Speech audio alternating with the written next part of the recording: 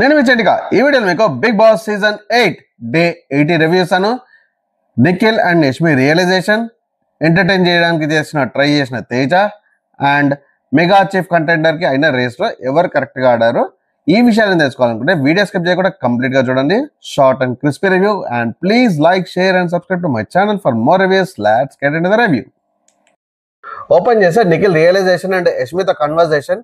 నువ్వు ఎందుకు head not చేసావు, కిరాక్ సీత నన్ను స్ట్రాంగ్ ఉమెన్ ని వాడుతున్నావు అని చెప్పినప్పుడు అంటే యష్మి నేను హెడ్ నాట్ చేయలేదని చెప్పింది. బట్ గైస్ నేను చెప్తున్నాను, వీడియో మళ్ళీ చూస్తాను, డెఫినెట్ గా చెప్తున్నాను, హెడ్ నాట్ చేసింది యష్మి, యాక్సెప్ట్ చేసింది ఆ వర్డ్స్ ని.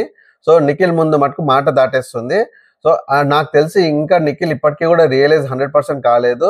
యష్మి, సోనియా వీళ్ళందరూ నిఖిల్ని వాడుకున్నారు, నిఖిల్ వీళ్ళని వాడుకోలేదు. సో నాగార్జున గారు వీకెండ్ లో మీరు మరోసారి వీడియో వేయండి, యష్మి యాక్సెప్ట్ చేసిందా లేదా అన్నది. అప్పుడున్న నిఖిల్ కి రియలైజేషన్ వచ్చింది, ఇండివిజువల్ గేమ్ ఆడతారు. మీకేమనిపిస్తుందో కమెంట్స్ లో చెప్పండి. నిఖిల్ బాగా డౌన్ అయిపోయాడని కన్ఫ్యూజన్ లో ఉన్నాడు. అండ్ నిఖిల్ మరోసారి నేను గివ్ అప్ చేసేస్తాను, మీరు ఎవరు ఓట్ వేయకండి, నేను సెల్ఫ్ ఎవిక్ట్ కావాలనుకుంటున్నా, బయటికి రావాలనుకుంటున్నా అని చెప్పేసి. ఇది ఫస్ట్ టైం కాదు, నిఖిల్ సెకండ్ టైం చేస్తున్నారు ఇలాగా. అండ్ వెరీ ఫ్యూ సెకండ్స్ తర్వాత మరి ఎక్కడ ఇన్ఫ్లుయెన్స్ అయ్యాడో, ఎవరు చెప్తే ఇన్ఫ్లుయెన్స్ అయ్యాడో తెలియదు కానీ సో మరోసారి వాష్రూమ్ దగ్గరికి వెళ్ళేసి ఫ్రెష్ అప్ అయ్యేసి జస్ట్ ప్రజలకు మరోసారి చెప్పాడు, లేదు మీరు ఓట్ చేయండి, నేను డెఫినెట్ గా ఆడతాను, గివ్ అప్ చేయను, 100% ఆడతాను, అండ్ ఎంతవరకు కుదిరితే అంతవరకు ఆడతానని చెప్పేసి ఇండివిజువల్ గేమ్ ఆడతానని ప్రామిస్ చేశాడు. సో గైస్ మీకేమనిపించింది, ఎవరు మాటలు చెప్తే ఇన్ఫ్లుయెన్స్ అయ్యి మళ్ళీ రిపీట్ చేసుకున్నాడు, చేంజ్ చేసుకున్నాడు తన పొజిషన్ ని? కమెంట్స్ లో చెప్పండి. గైస్ తేజ ఈరోజు ఎంటర్టైన్ చేయడానికి ట్రై చేశాడు. 10 సార్లు స్విమ్మింగ్ పూల్ లో దూకి బయటికి వస్తే గనక యష్మి ముద్దిస్తుందని చెప్పేసి చెప్పింది. సో 10 సార్లు మునిగి లేచాడు అండ్ ముద్దిచ్చింది. బట్ ముద్దిచ్చింది యష్మి కాదు, నిఖిల్. అండ్ ఆ ఎక్స్ప్రెషన్ కి నిజంగానే యష్మి ముద్దిచ్చిందని చెప్పేసి చాలా మంచి ఎక్స్ప్రెషన్ ఇచ్చాడు. బట్ డెఫినెట్ గా ఇదైతే నాకు కొంచెం స్క్రిప్టెడ్ అనిపించింది. ఎందుకంటే ముద్దు పెట్టినప్పుడు గడ్డం గుచ్చుకోదా, సో యష్మి పెట్టిందని ఎట్లా అనుకుంటాడు? సో డెఫినెట్ గా అది కొంచెం స్క్రిప్టెడ్ అనిపించింది. సో అంత ఎంటర్టైన్మెంట్ అయితే నాకు అనిపించలేదు. మీకేమనిపించింది కమెంట్స్ చెప్పండి. కట్ చేసే మెగా చీఫ్ కంటెండర్ రేస్ మరీ స్టార్ట్ అయింది. సో ఈసారి ఆఖరి మెగా చీఫ్ కంటెండర్ రేస్ అని చెప్పి బిగ్ బాస్ అనౌన్స్ చేశాడు. అండ్ ఓన్లీ 5 స్లాట్స్ ఉన్నాయి. సో 5 స్లాట్స్ ఫిల్ అవ్వడానికి మీకు బయట నుంచి ఒక టీషర్ట్ వస్తుంది, మీ పేరు పైన టీషర్ట్ వస్తుంది. ఆ టీషర్ట్ మళ్ళీ బజర్ మోగే వరకు, బజర్ మోగినప్పుడు టీషర్ట్ వస్తుంది, మళ్ళీ బజర్ మోగే వరకు మీరు సేవ్ చేసుకొని పెట్టుకోవాలి. డ్యామేజ్ అవుతే మీరు మెగా చీఫ్ కంటెండర్ రేస్ నుంచి తొలగిపోయినట్టు అని చెప్పేసి బిగ్ బాస్ అనౌన్స్ చేశాడు. సో ఇది మెగా చీఫ్ కంటెండర్ రేస్ కి ఫస్ట్ గేమ్ పెట్టాడు Big Boss. Mega chief contender race మధ్యలో నిఖిల్ ని యష్మి టీషర్ట్ వస్తే చింపుతావా అంటే అసలు సపోర్ట్ చేయడే. అంటే ఇప్పటికీ కూడా ఇంకా సాఫ్ట్ కార్నర్ ఉంది, ఇప్పటికీ కూడా గ్రూప్ గేమ్ ఆడడానికి రెడీగా ఉన్నాడు. సో వీళ్ళు మారతారా అంటే డెఫినెట్ గా మారనే అనిపిస్తుంది. ఈసారి నామినేట్ అయిన పర్సన్స్ నుంచి డెఫినెట్ గా రైట్ పర్సన్ వెళ్ళిపోవాలని నేను అనుకుంటాను, అంటే రాంగ్ పర్సన్. సో గైస్ ఈ రోజు mega chief contender race game లో నిఖిల్ రోహిణికి, తేజకి నేను సపోర్ట్ చేస్తాను అండ్ పృథ్వీకి కూడా సపోర్ట్ చేశాడు.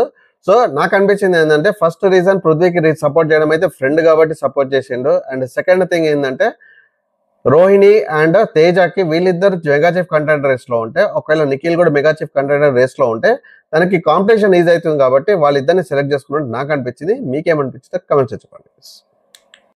కట్ చేస్తే మెగా చీఫ్ కంటెండర్ రేస్ లో ఆల్రెడీ 4 స్లాట్స్ బుక్ అయిపోయాయి. Vishnupriya, Yashmi, Teja and Prithviraj. So guys mega chief contender race లో ఇప్పుడు ఒకటే స్లాట్ మిగిలింది అండ్ మిగిలిన పర్సన్స్ రోహిణి అండ్ నిఖిల్ ఇద్దరు ఉన్నారు.